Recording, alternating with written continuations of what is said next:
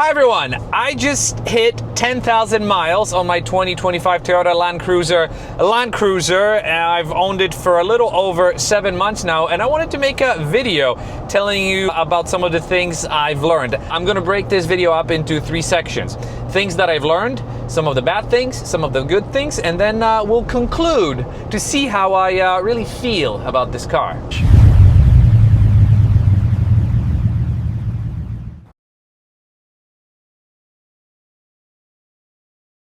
Maybe it was me growing up, but I realized that you really don't need an insane amount of power for your daily driver. This is one of the reasons why I sold my 2023 BMW M5 Competition with over 700 horsepower. That is the horsepower that you simply never used. In a car like the Land Cruiser, yes, you've got a little over 300 horsepower, but with the added torque of the electric motors, you really don't need that much power. And the 4-cylinder with the turbochargers and the electric motors means that you've got a lot of torque, you've got a lot of horsepower, but you also get great fuel economy. And when you don't have an insane amount of horsepower, that means you become a calmer driver.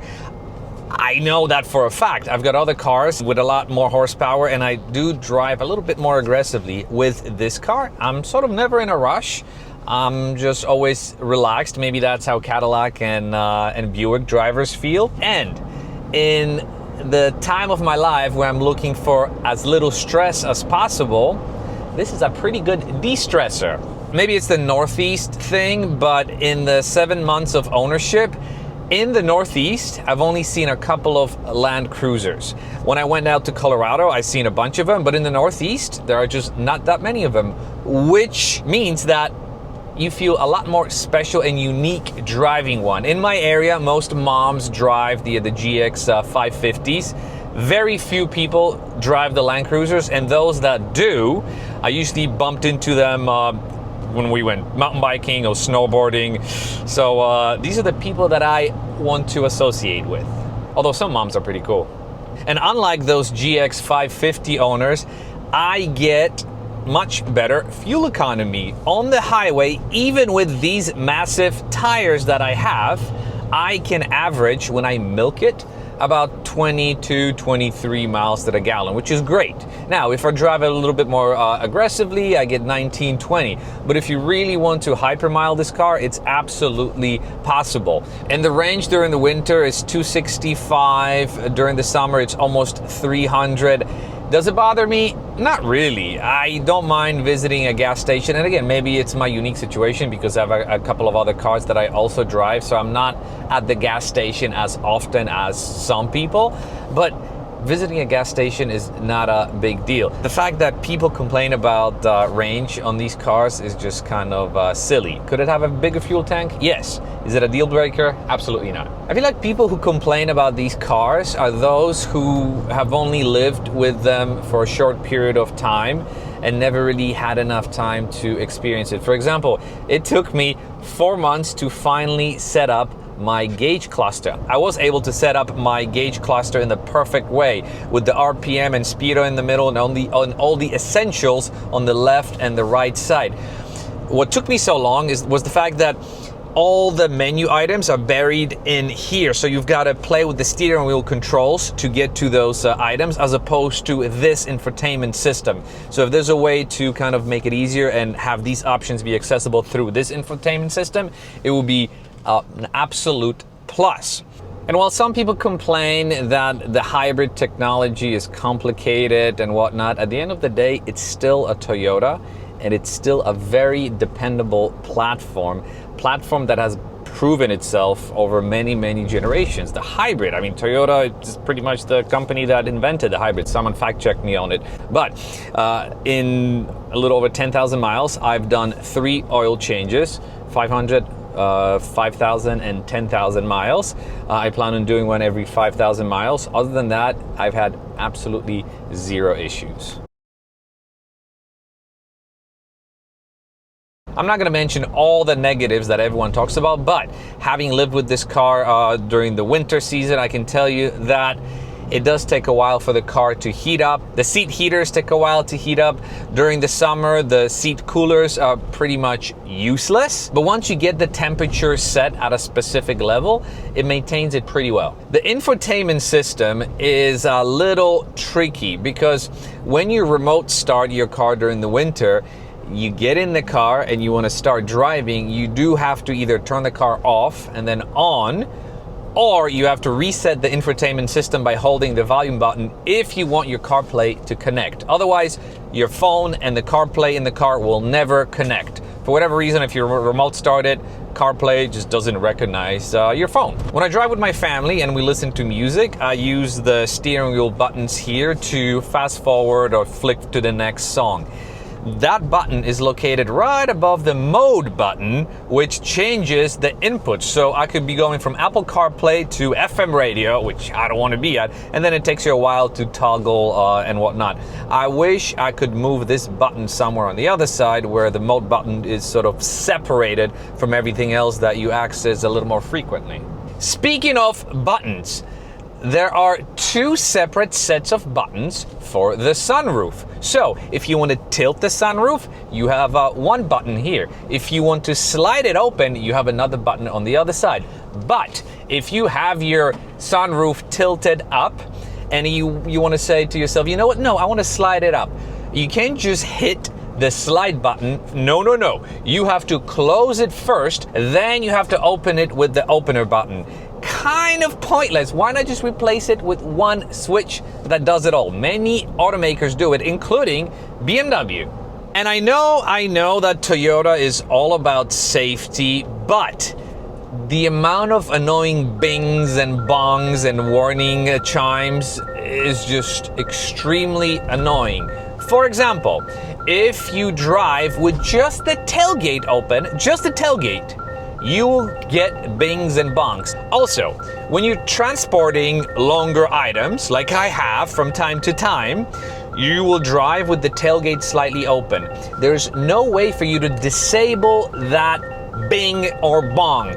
I drove with my tailgate open for 25 minutes, and when I got home, I was nuts. My head was pounding because all I heard was boom, boom, boom, boom. I know there's a way to fix it. You can code it out, and I'm going to be doing it.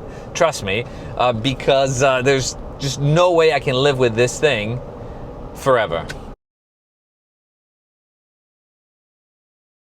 The car is amazing despite some of the shortfalls. One of the most amazing things is the fact that the visibility is so great. Despite the narrow windshield, the windows on the sides are great, the rear view mirrors are massive, so you can never miss anything that surrounds you, and maybe that's why you feel cool driving it. And while you're driving, you don't have to search through the various menu options to change different settings. Physical buttons. You've got physical buttons that actually work. You've got physical buttons on the steering wheel. You've got physical buttons on the center dash. This car has the perfect combination of digital and analog, and I absolutely love it. Toyota also nailed the combination of luxury and ruggedness in this car, because walking in here, you do feel the luxury. You're surrounded by leather, but the car still feels rugged. It feels like it will not break when you actually do use it. And trust me, we do use it during the winter. We abuse it during the summer with bikes. We abuse it. I feel very luxurious driving it, but at the same time, I know that I can abuse it and it can take it.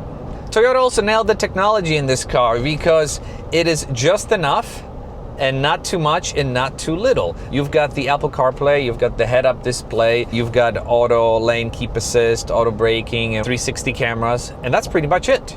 Everything else is just some off-roading equipment, and it, to me, is just a perfect blend of technology that you need and not technology that is pretty useless and only adds unnecessarily to the high price of a car.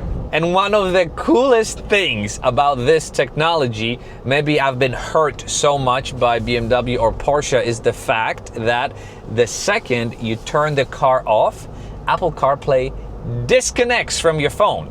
In my former BMW, when you turn the car off, the car would still stay connected to Apple CarPlay for about 20 minutes. So when you're in the garage, the car would connect to the car. People couldn't hear you. This is perfect. You shut the car off, the car completely disconnects from your phone. It's the little things. If you can't really decipher from this video, but I'm really in love with this car. It's got everything I need and not much more. Buying a body-on-frame SUV was the right decision because I can take this car off-roading. I can put on big tires and it's gonna look cool. Also, I really like the way it drives. Body-on-frame has this tendency to kind of float and hop over obstacles, especially with that solid rear axle, and I kind of like it. And I do appreciate now body-on-frame SUVs so much more, to the point where every other SUV out there, sort of a unibody SUV, feels to me like a minivan, because at the end of the day, that's what it is. You just, you have a car that's slightly bigger, you've got wider doors, wider hatch, but at the end of the day, can they really go off-roading? Probably could, yes, but so could a minivan, right? There's something special about a body-on-frame SUV, and it just makes it really, really cool owning one and driving one. And yeah, you do feel cool driving it. Not only that, but the car looks cool. Don't tell me this car doesn't look cool. Yes, beauty is in the eye of the beholder, but how can you not love this retro-inspired design with these angles everywhere and the aftermarket big tires that I installed? Every time I park the car somewhere and I walk away, I look at it because I admire its beauty. It is just fantastic. The 4-cylinder engine doesn't bother me. The small fuel tank doesn't bother me. And you know what? It doesn't sound bad at all. And this may sound funny, but the car has a very distinctive scent inside. Maybe it's the glue or the leather that they're using, but it smells great. My in-laws, for example, have a Hyundai Tucson, and from the very beginning, it smelled a little bit toxic inside. They've owned it now for a little over 10 years and they're fine, so it's nothing bad. But getting into a Toyota, especially after a long day of it sitting in the sun, you're greeted by this scent of luxury? No, scent of Toyota-ness. I do have to end with this maybe controversial point, but out of all the cars that I own, if someone told me that I get to keep only one, it would be the Land Cruiser. Because it fits my lifestyle the most.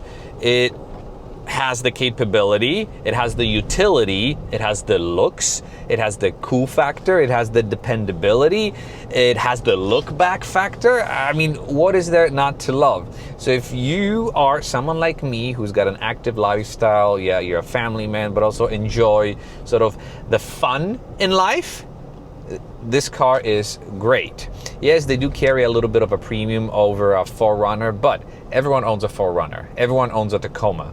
Everyone out there owns a Lexus GX, whether the older generation or the newer generation. This Land Cruiser 250 is the perfect car for someone who wants to check all those boxes that I just mentioned. Plus, you want to be unique. My goal is to keep it for at least 10 years. Let's see how it goes. Right now, I don't see myself selling it at any time soon because it's got everything that I need and life is good. Thanks for watching. Bye.